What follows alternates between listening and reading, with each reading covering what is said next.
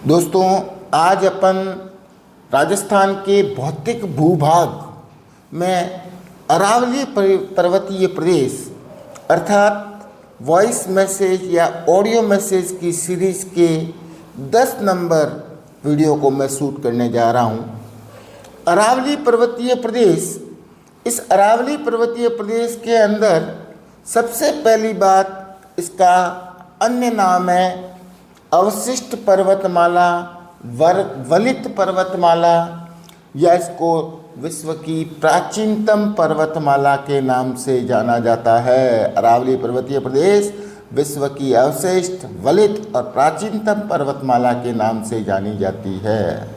अरावली पर्वतीय प्रदेश राजस्थान में उत्तर पूर्व से दक्षिण पश्चिम या उत्तर पूर्व से दक्षिण पश्चिम या दक्षिण पश्चिम से उत्तर पूर्व की ओर फैली हुई है, जिसकी कुल लंबाई 692 किलोमीटर है, जो कि गुजरात में पालनपुर से शुरू होकर के दिल्ली तक फैली हुई है।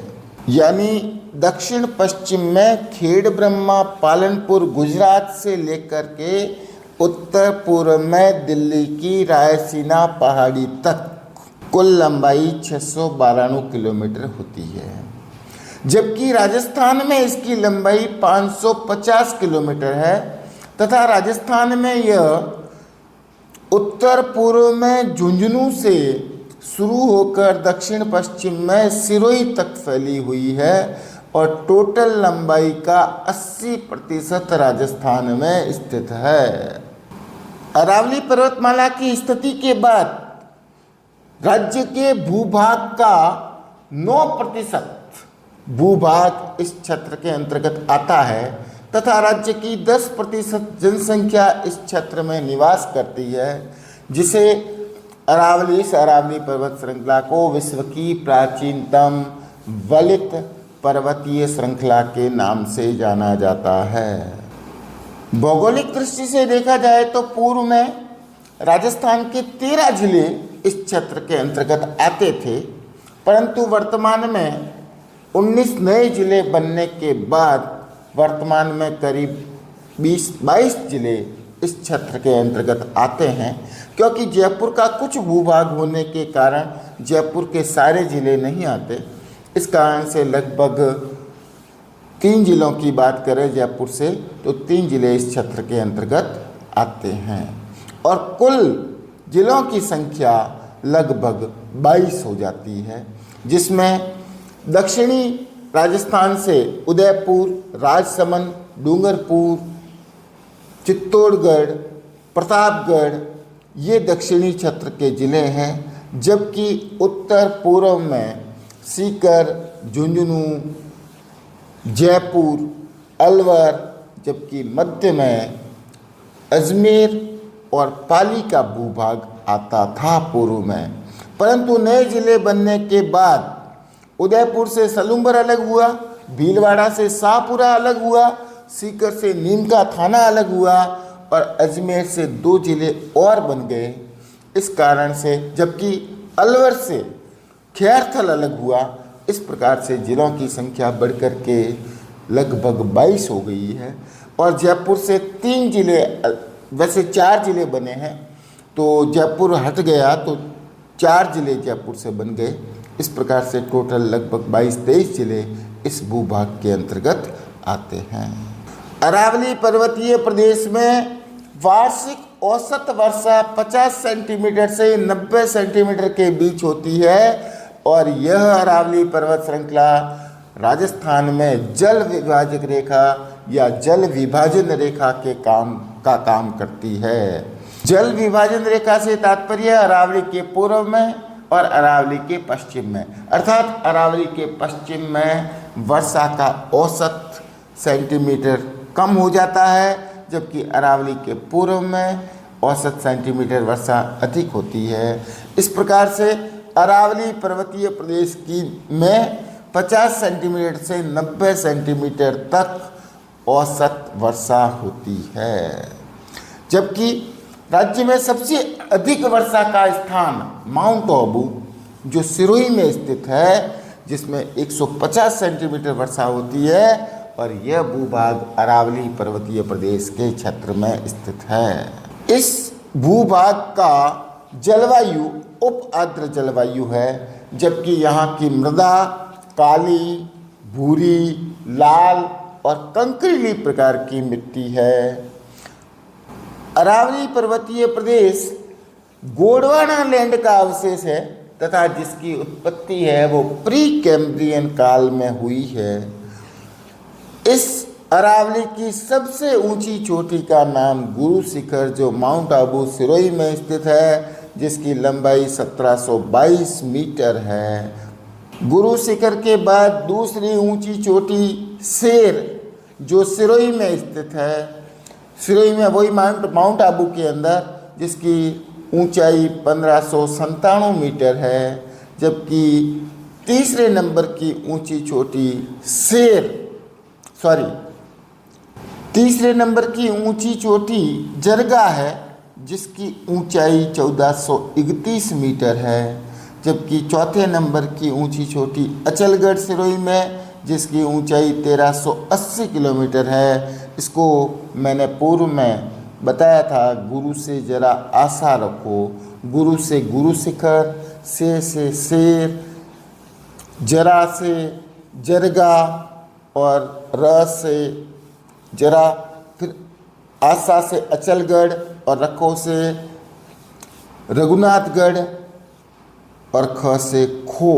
अरावली पर्वत श्रृंखला का सर्वाधिक जो विस्तार है वो उदयपुर जिले में है। उदयपुर में 5 अक्षर आते हैं, उदयपुर।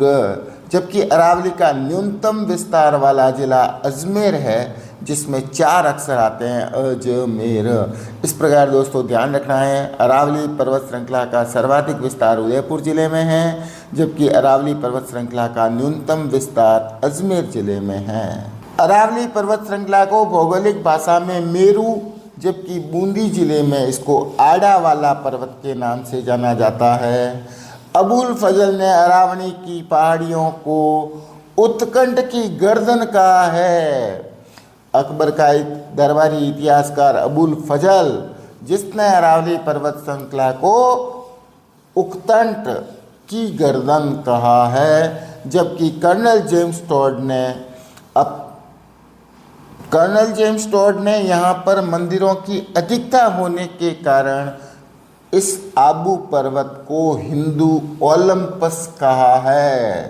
दोस्तों महत्वपूर्ण बात यह है कि अरावली पर्वतमाला का उद्गम अरब सागर में स्थित लक्षद्वीप को माना जाता है। अरावली के ढालों में मक्का की खेती विशेष रूप से की जाती है। अरावली पर्वत श्रृंखला के प्रमुख दर्रे, जिसमें देसूरी नाल, हाथी दर्रा, केवड़ा की नाल, उदयपुर, जीलवाड़ा नाल, सोमेश्वर नाल, इस प्रकार से उदयपुर क्षेत्र के अंदर दर्रे, इस अरावली पर्वत श्रृंखला के प्रमुख दर्रे ये हैं।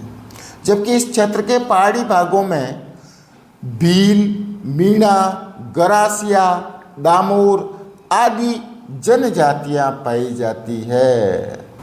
इस अरावली पर्वत श्रृंखला की उत्तर पूर्वी क्षेत्र में स्थित चोटियों में सबसे ऊंची रघुनाथगढ़ सीकर, जिसकी ऊंचाई 1055 किलोमीटर है। जबकि खो अलवर में स्थित है, जिसकी ऊंचाई 920 मीटर है। एक भैराच जो अलवर में स्थित है, जिसकी ऊंचाई 792 मीटर है। जबकि एक बाबाई जयपुर में स्थित है, जिसकी ऊंचाई भी 792 मीटर है। यानी बहराच और बाबाई की लंबाई, दोनों की लंबाई 792 मीटर है। बहराच अलवर में है, जबकि बाबाई जयपुर में स्थित है। दोस्तों ध्यान रहे, इस क्षेत्र के अंतर्गत रणथंबोर यानी अरावली पर्वत श्रृंखला के अंदर रणथंबोर ऐसा स्थान है जहां अरावली और विंध्याचल की पर्वत श्रृंखलाएं दोनों आपस में मिलती है। दोस्तों ध्यान रहे, अरावली को राजस्थान का योजना प्रदेश के नाम से भी जाना जाता है। दोस्तों जो अरावली के दर्रे हैं वो कई बार इस प्रकार से क्वेश्चन पूछा जाता है कि कौन से ज़िले में ये दर्रा स्थित है। तो ध्यान रहे, सूरा नाल अजमेर में है, जबकि बरनाल जो कि बरपाली का है और ब्यावर वर्तमान में जिला बना है, यानी बर और ब्यावर को जोड़ने वाली है बरनाल, जबकि ढेबरनाल उदयपुर में, केवड़ा नाल उदयपुर में, फुलवारी की नाल उदयपुर में, हाथी नाल उदयपुर में, जबकि सोमेश्वर नाल और हाथीगुड़ा नाल और खामली या कमली नाल या कमली घाट, ये तीनों राजसमंद में है। सोमेश्वर नाल राजसमंद, हाथीगुड़ा नाल राजसमंद, कमली या खामली घाट राजसमंद में स्थित है। इस प्रकार दोस्तों आज अपने वॉइस मैसेज या ऑडियो मैसेज की सीरीज़ के 10वें नंबर मैसेज को शूट किया है, जिसके अंदर राजस्थान के भौतिक भूभाग में अरावली पर्वतीय प्रदेश की अपन ने बात की है। दोस्तों इन्हें ध्यान से सुने, एक बार दो बार आपको बहुत ही अच्छी तरह से याद हो जाएगा, ऐसा मेरा विश्वास है। इसी विश्वास की कड़ी में मेरे साथ बने रहिएगा। धन्यवाद। जय हिंद, जय भारत।